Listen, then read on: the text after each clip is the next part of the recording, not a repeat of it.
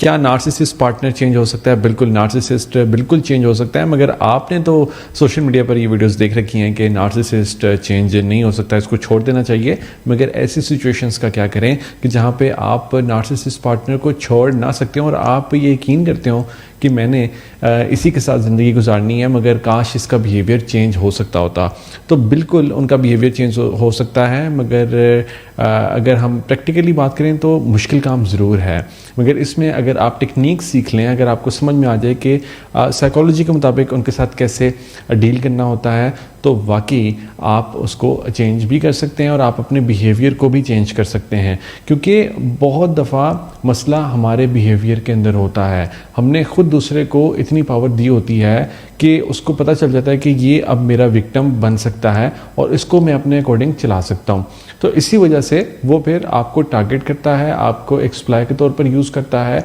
और वो हद से ज़्यादा आपको कंट्रोल करता है, मैनिपुलेट करता है। मगर उसके अंदर एबिलिटी होती है, वो बाहर बहुत से लोगों के साथ स्वीट भी होता है। लोगों को उसके असल रंग का पता नहीं होता। लोगों को ये लगता है कि ये देखो कितना अच्छा इंसान है, मगर आपको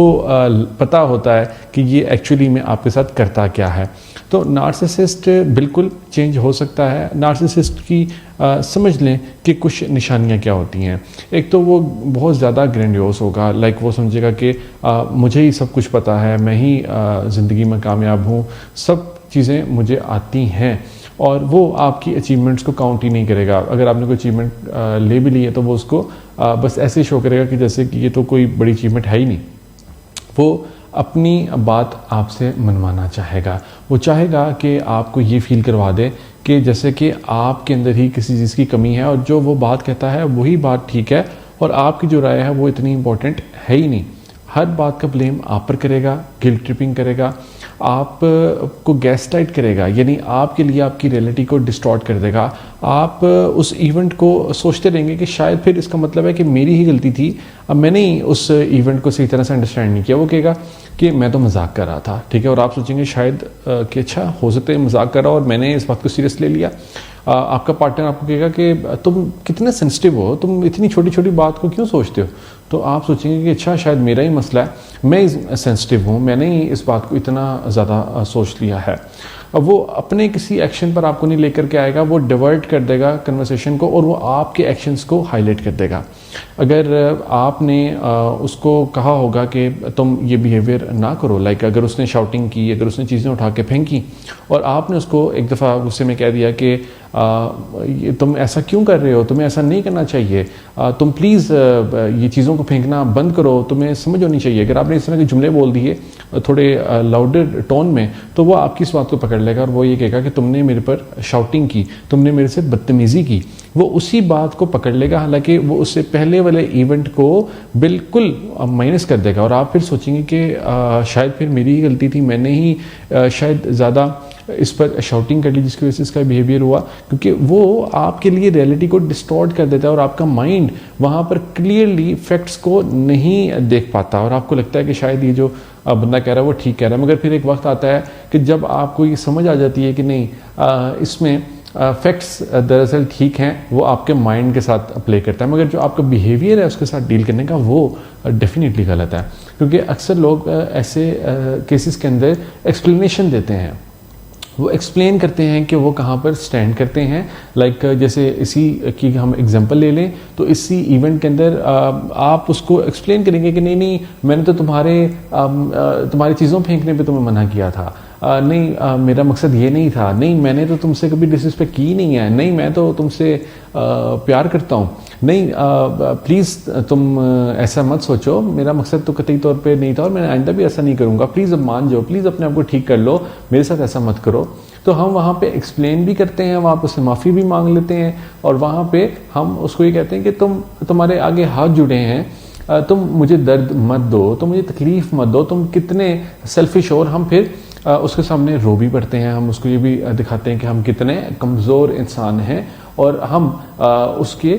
इस बिहेवियर को भी टॉलरेट करने के लिए रेडी हैं। अब मसला ये होता है कि जितना टाइम गुजरता है कि हम कोई बाउंड्री सेट नहीं करते और हम उसके इस बिहेवियर को जस्टिफाई करते रहते हैं, इस पर एक्सप्लेनेशंस देते रहते हैं, इस पर खुद ही माफ़ी मांग लेते हैं, तो वहाँ पे हमारा जो पार्टनर है उसको ये सबक मिल जाता है कि अच्छा, इसका मतलब ये है कि ये इवेंचुअली मेरे कंट्रोल के अंदर ही आएगा और इसने मुझे छोड़ के नहीं जाना, और मैं इसके साथ जैसा मर्जी डील करूं मैं कर सकता हूं। तो वहाँ पे वो फिर आपको मज़ीद कई अरसे तक इसी तरह से टारगेट करता है, इसी तरह से डील करता है। मगर यहाँ पर राइट अप्रोच ये होती है कि आप अपोलोजाइज करना बंद करते हैं।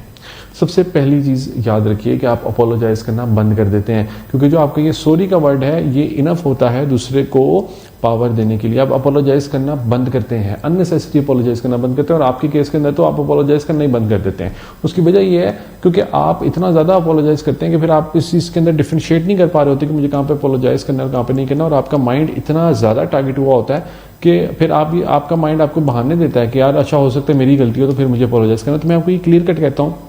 कि आप अपोलोजाइज करें ही ना ऐसे रिलेशनशिप के अंदर, नंबर 1। नंबर 2, आप एक्सप्लेन मत करें, किसी भी तरह से एक्सप्लेन मत करें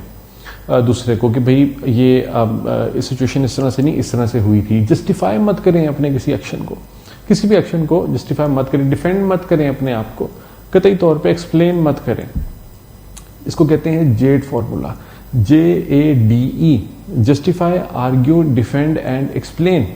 आप ये 4 काम मत करें और फिर देखेंगे नार्सिसिस्ट किस तरह से चेंज होता है। नार्सिसिस्ट का सारा बिहेवियर आपके बिहेवियर पर डिपेंड कर रहा होता है, और जब वो ये देख लेता है कि वो आपको कंट्रोल नहीं कर सकता, वहाँ पर वो चेंज होने पर मजबूर हो जाता है, क्योंकि अब उसको ये डर होता है कि उसकी जो सप्लाई है वो सप्लाई जा रही है और अब उसका कंट्रोल ख़त्म हो रहा है, और वो पैनिक करता है। और समटाइम्स हम अपने माइंड में अपने नार्सिसिस्ट पार्टनर को बहुत ज़्यादा एग्जेजुरेट करके हमारा माइंड हमारे सामने प्रेजेंट करता है, और हम उसको ओवर एस्टिमेट कर रहे होते हैं, जबकि इन रियलिटी वो उतना पावरफुल नहीं होता। जब आप अपने माइंड के अंदर उनकी पावर को लेस करते हैं तो वहाँ पे आप कंट्रोल के अंदर आते हैं, वहाँ पे आपको पता चलता है कि आपकी भी वर्थ है और आप उसके साथ टैकल कर सकते हैं। वहाँ पे ग्रे रॉकिंग टेक्निक भी बहुत काम आती है कि जब आप बिल्कुल सिंपल जुमले बोलते हैं, इमोशनलेस, शॉर्ट और प्रिसाइज, बहुत शॉर्ट जुमले आप उनके साथ बोलते हैं और आप उनको पावर नहीं देते, आप लंबी तमहीद नहीं मानते, आप उनसे अपोलोजाइज नहीं करते, आप एक्शंस को जस्टिफाई नहीं करते। आप फिर ये भी सीख लेते हैं कि कहाँ पर आपने नार्सिसिस्ट पार्टनर से उम्मीदें वाबस्ता करनी है। अनफॉर्चुनेटली होता है कि इस साइकिल के अंदर नार्सिसिस्ट बहुत दफ़ा अपने आप को एक चेंज्ड पर्सन बना के आपके सामने प्रेजेंट करेगा। वो आपको ये शो करेगा कि जैसे कि वो चेंज हो चुका हुआ है, और वो अचानक से लव बॉम्बिंग करना स्टार्ट कर देगा, सो दैट कि आपका ट्रस्ट दोबारा उन पर डेवलप हो जाए और आप दोबारा से उन पर यकीन करें और दोबारा से आप उनके साइकिल के अंदर आ जाएं, ताकि वो दोबारा से आपको यूज़ करें। और वो फिर ये एक पूरा साइकिल है जो कि 4 स्टेप्स पर मबनी होता है कि सबसे पहले आइडियलाइजेशन की स्टेज आती है, फिर डीवैल्यू की स्टेज आती है, फिर डिस्कार्ड की आती है, एंड देन फिर हूवरिंग की आती है। और ये विशियस साइकिल जो है वो रिपीट होता चला जा रहा होता है और आप यहीं पे फंस जाते हैं। यानी जब आइडियलाइजेशन हुई तो उन्होंने अपने आप को एक आइडियल सेल्फ के तौर पर प्रेजेंट किया, फिर डिवैल्यूएशन हुई और डिवैल्यूएशन के अंदर उन्होंने थोड़ा क्रिटिसाइज करना स्टार्ट किया, फिर डिस्कार्ड हुआ तो डिस्कार्ड के अंदर उन्होंने आपको डिस्कार्ड कर दिया, उन्होंने आपसे बात करना ही बंद कर दी, उन्होंने साइलेंट ट्रीटमेंट देना स्टार्ट कर दिया, उन्होंने लंबे अरसे तक आपको पनिश किया। और फिर जब वो देखते हैं कि उनका कंट्रोल लूज होता है तो फिर वो हूवरिंग करते हैं, यानी वो आपकी ज़िंदगी के अंदर वापस आके आपके इमोशंस के साथ खेलते हैं और दोबारा से आपको अपने साइकिल के अंदर लेकर के आते हैं, और उसके बाद फिर दोबारा से आइडियलाइजेशन का साइकिल स्टार्ट होता है। तो ये एक पूरा साइकिल होता है नार्सिसिस्टिक अब्यूज़ का, कि जिससे कि हम गुजर रहे होते हैं और हमें इसको तोड़ना होता है, हमें इसको तोड़ना होता है और हमें सीखना होता है कि हमने इसको कैसे तोड़ना है। तो याद रखिए कि नार्सिसिस्ट बहुत दफ़ा आपको ट्रिगर भी करेगा, यानी जब वो देखेगा कि आपकी तरफ से रिस्पॉन्स नहीं मिला तो वो या तो आपको क्रिटिसाइज़ करेगा, बार क्रिटिसाइज़ भी कर सकता है वहाँ पे, वो अचानक से दोबारा से उसकी अपनी फाइट को ले आएगा और वो कहेगा कि तुमने आइंदा मेरे से वैसे बात नहीं करनी जैसे कि तुमने उस दिन की थी। फिर आप उसको कोई रिस्पॉन्स नहीं देंगे, फिर 2-3 दिन 4 दिन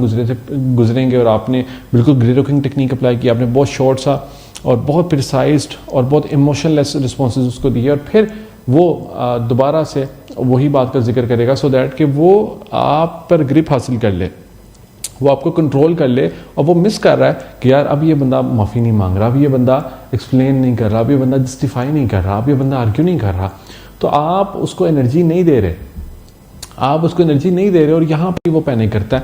यहाँ पर ही वो पैनिक करता है और इसी वजह से वो उस चीज़ को रिपीट करता चला जा रहा होता है और आपको लगता है कि शायद अभी चेंज नहीं हो रहा, मगर इनफैक्ट वो उसके चेंज होने का प्रोसेस स्टार्ट हो चुका होता है, क्योंकि वो पैनिक हो रहा होता है और इसी वजह से वो बार बार आपको क्रिटिसाइज करना स्टार्ट करता है। वो बार बार कुछ ऐसी हरकतें करता है जिससे कि उसको अटेंशन मिले और वो दोबारा से आपको अपने रडार के अंदर लेकर के आए। और जब वो आपको अपने रडार के अंदर लेकर आने में कामयाब होता है तो वहाँ पे आपकी अट्रैक्शन भी ख़त्म हो जाती है, क्योंकि उसको लगता है कि यार ये देखो ये तो दोबारा से इजीली एक्सेसिबल है, इसको तो मैं हमेशा से इसी तरह से यूज़ कर सकता हूँ, ये इसका तो थोड़े दिन का था बिहेवियर चेंज, उसके बाद तो ये दोबारा से मेरी अब्यूज़ के अंदर है, मैं तो उसको कंट्रोल कर सकता हूँ, अपने मुताबिक चला सकता हूँ। इसलिए जब आपने उसको लेकर के चलना है तो स्लो रखनी है अपनी पेस को, यानी अचानक से एक दिन आपने ऐसा नहीं करना कि आपने